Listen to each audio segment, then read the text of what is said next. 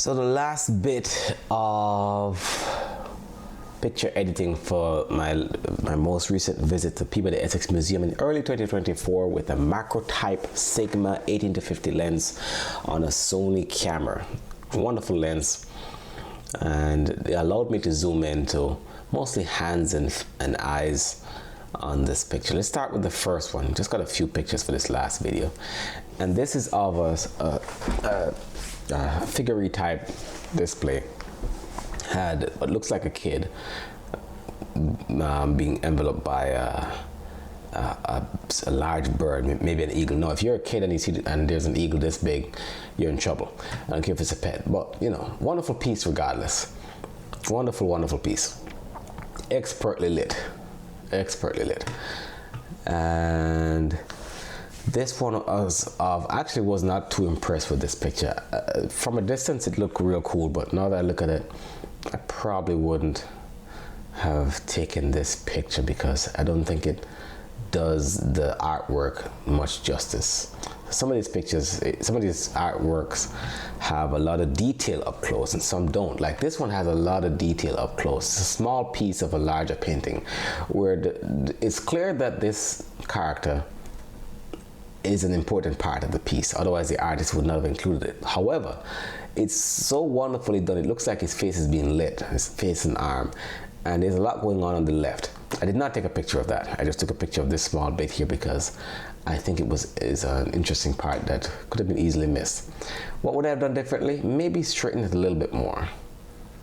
And my intent for taking a picture like this is to include definitely his eyes, that he's steering to his right or frame left, and then what is he staring at, and that this person is pointing to him, perhaps in ridicule. You can see him kind of keeping himself guarded here, right? Good picture, wonderful artwork, even better when you look at it up close. All right, this one was a much larger painting and just a small piece of it. I'm going to say this is about maybe a centimeter in height. It's a little guy here, a little man, I assume it's a person, just sitting there. I'm not sure what they're doing, but the artist put that there for a reason. I just wish some of these museums would have great art explained or something like that, so we could go back and watch it after we leave home, after we reach home from a visit, to see what these art pieces are about. It's a good way to pass the time. But wonderful artwork, even up close. All right, this one was of a lady's eye. I forgot the lady's name. Doesn't matter at this stage because I wouldn't remember anyways. But this, from a distance, it looked like light was reflecting in her eye right there. But I just thought it was interesting to look at her eye up close. You can see the age in this artwork too. But nicely done, really wonderfully done. And then this is also a larger painting, and there's a lot going on in here, a whole heap. I don't know what this little person is doing. It looks like an adult, I think. And it looks like they're in some kind of procession. It doesn't look like this person is bound. This tall person in white is bound, but this hand is outstretched, and they're walking in some kind of procession, and there are people on the side observing.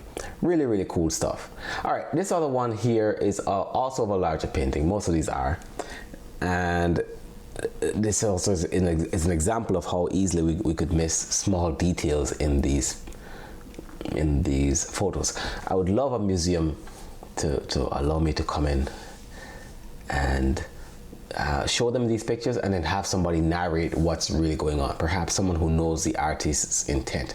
All right, so with a lot going on in this photo. Now, up close, it's hard to tell what the story is, but standing back, it's more obvious. Regardless, I'd like the picture because I zoomed in and you could appreciate these smaller bits that the artist included. All right, and this one was of a tragic story. You can see the sorrow on this lady's face, and she's mourning something, and she's being comforted by this other lady. Just look at the detail on here. There is some light. Well, it's painted to look like she's illuminated, but there also is some light. You can see it here from above. Everything in this museum is well lit or lit with a purpose, which is very, very cool.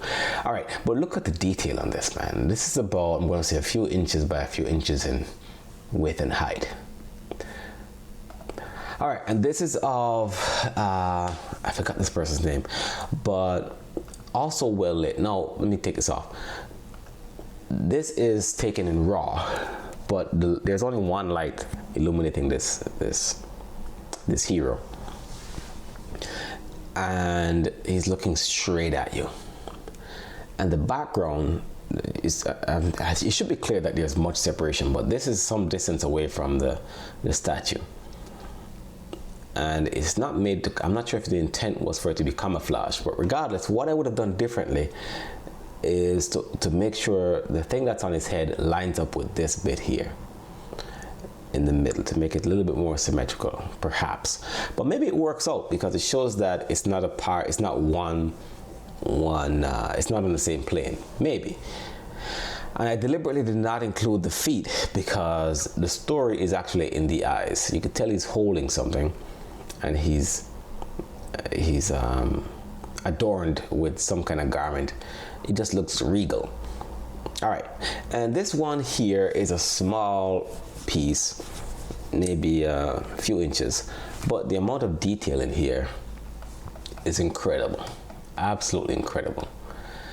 And you can see the steps are nicely done.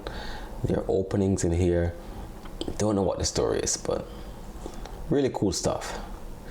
And just two more. This one's not actually, this is actually a large piece, a few feet, but I took it from a different perspective. So it's actually long with this opening. So this whole thing, this is just the opening of it, and now you're looking at the back of it. Not sure what's on the inside, but it's about a few feet long and maybe a foot high. And I just thought this bit would have been interesting. Plus the shadows. I just noticed how nice, how detailed the shadows are underneath.